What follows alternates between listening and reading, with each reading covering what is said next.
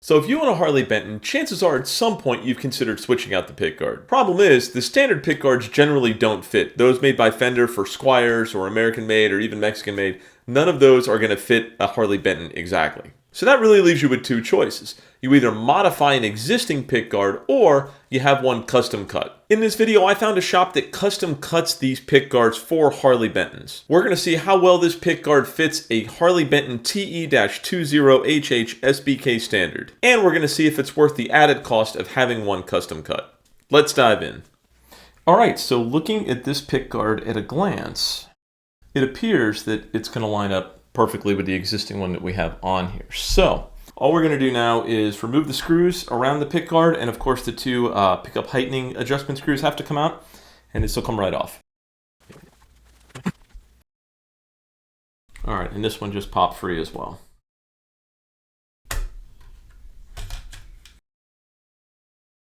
Now let's take a look and see how well this here lines up. Boy, I gotta be honest, that is perfect. First thing we're gonna do is get this pickup seated in here correctly. At the very least you need to leave this pickup loose in there when you put this back in, because you need a little bit of flexibility to lay this on here. And this was a problem with the stock pickup as well.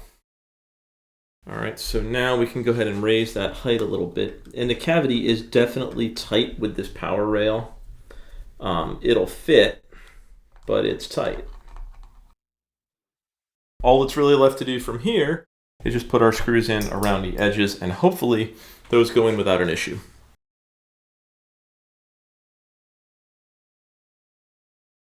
Alright, two quick notes on this. Number one, this fit perfectly. I mean, flawlessly.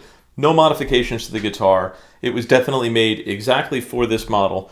And you can buy this from this gentleman and know that it's going to fit without any real modifications needed. Number two, the one thing I would advise against is what I did. Don't remove that pickguard cover, that plastic cover, until you actually have it on the guitar body. Like now would be the time, right before these are tightened down. Because it's very easy to scratch this. If you're not used to doing this sort of thing, you could easily scratch this. So for that reason, I would tell you to leave that protective cover on until it's on, and at that point, once those screws are in, then you could remove it.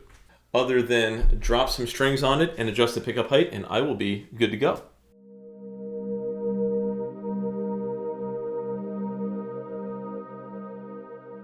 Alright, so right out of the gate, the positive of this pickguard was that it fit perfectly. If you know how to use a Phillips head screwdriver, you're going to have no trouble changing your pickguard. There were absolutely no modifications necessary, no extra holes that needed to be drilled, no trimming on the pickguard. Everything fit just as it should. The other pro is that this pickguard actually looked really nice. Like, everything about it is flawless. It feels like a quality stock pickguard. There's nothing about it that feels cheap. Which brings me to the cons.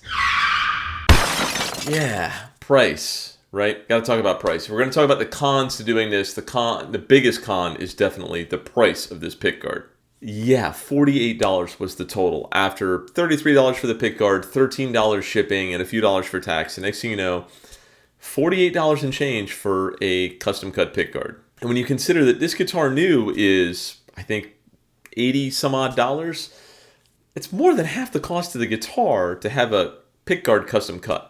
So while I really like the pickguard and I'm super happy with the way it fits and everything, for me, I just kind of feel like it's a bit pricey. And if I wasn't doing it for YouTube, I certainly wouldn't have purchased it. I would have elected to try to cut one myself, even though I've never cut one. Which brings me to what I'll be doing in a future video, cutting the pickguard. So I've never done this before, and this is actually metal from AliExpress. It was more than 50% less than that pickguard, and I'll be doing it in an upcoming video. I'm probably about a month and a half, 2 months out of doing that, but be sure to sub so that you don't miss it.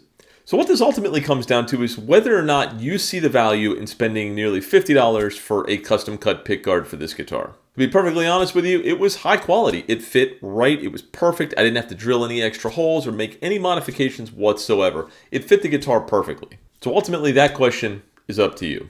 Alright, so be sure to subscribe so you don't miss any of the upcoming videos. If you have any questions, by all means, leave them down in the comments, as I do try to answer all the comments that come through on the channel. And as always, thanks for watching.